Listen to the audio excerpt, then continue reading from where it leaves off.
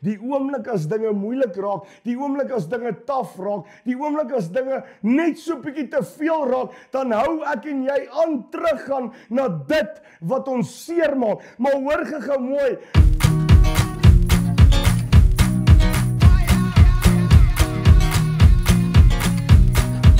Geliefdes, hartlike goeie dag. My naam is Stefan Visser en ek groet julle vandag in die wonderlike naam van Jesus Christus.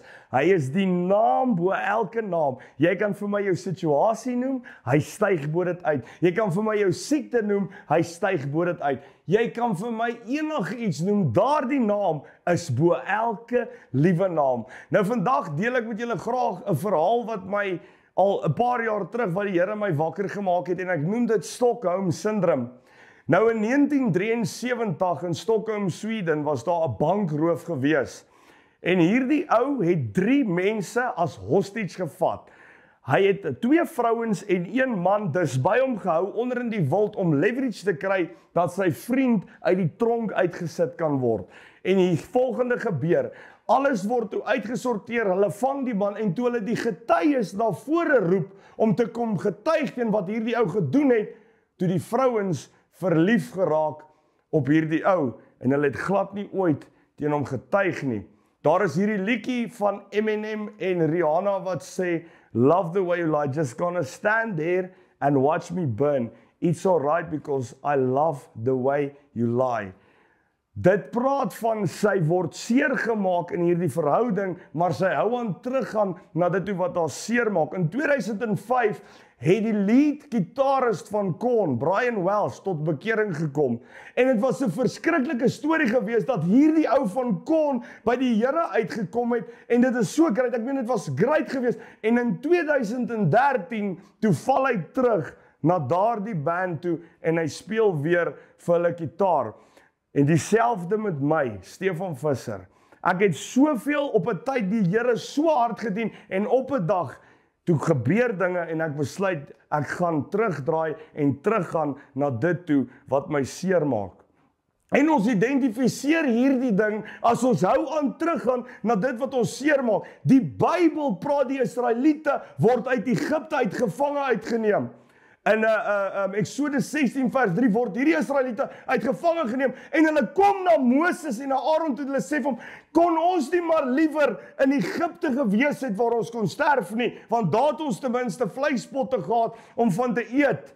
En die probleem daar is ons, ek en jy, kind van God, hardloop die heeltyd terug na dit wat ons seer maak, want ons kan onsself nie vestig op die een wat ons vry maak nie.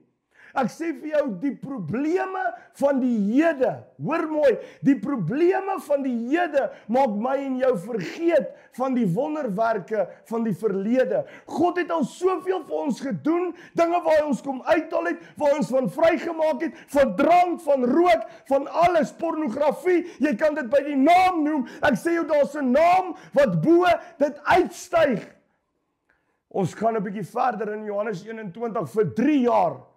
Volg Christus se disippels om vir 3 jaar, volg hom in Matteus 4 vers 19, roep hy vir Petrus en hy sê, volg my, kom agter my aan en ek maak jou 'n visser van mense. En so 'n paar hoofstukke later in 'n ander boek in Johannes 21, nadat Christus gekruisig is, sê hy vir ons dat as die haan, voordat die haan 1 keer kraai, gaan jy my 3 keer verloon. En hy kry, en Jesus word gekruisig en alles, en Petrus sê, ag, ek is tog maar net lus om te gaan visvang. En toe Jesus stap na sy opstanding, waar kry hy vir Petrus? Hy kry hom nog steeds besig om vis te vang. En dit is wat met my en jou gebeur, die oomblik as dinge moeilik raak, die oomblik as dinge taaf raak, die oomblik as dinge net so bietjie te veel raak, dan hou ek en jy aan teruggaan na dit wat ons seer maak. Maar hoor gou mooi, daar is 'n change in die atmosfeer, wanneer jy die Gees van God gaan aktiveer.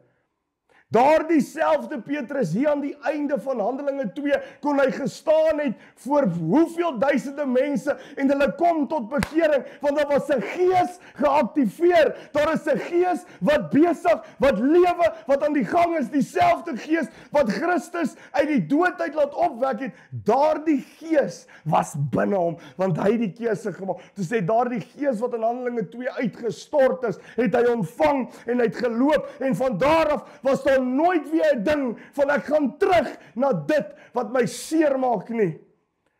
Ek roep jou vandag om te sê, maar Here, ek is moeg om na dit toe te gaan wat my seermaak. Het sy dit rook, pornografie, wat ook al dit mag wees, broer of suster, hoor wat ek jou sê, daar is 'n God wat jou wil help. Sy gees is available. Sy gees is daar vir my om te sê, Here, hier is ek, verander my. Ons het nie meer nodig om in daardie situasies te sit nie. Hier is die catch.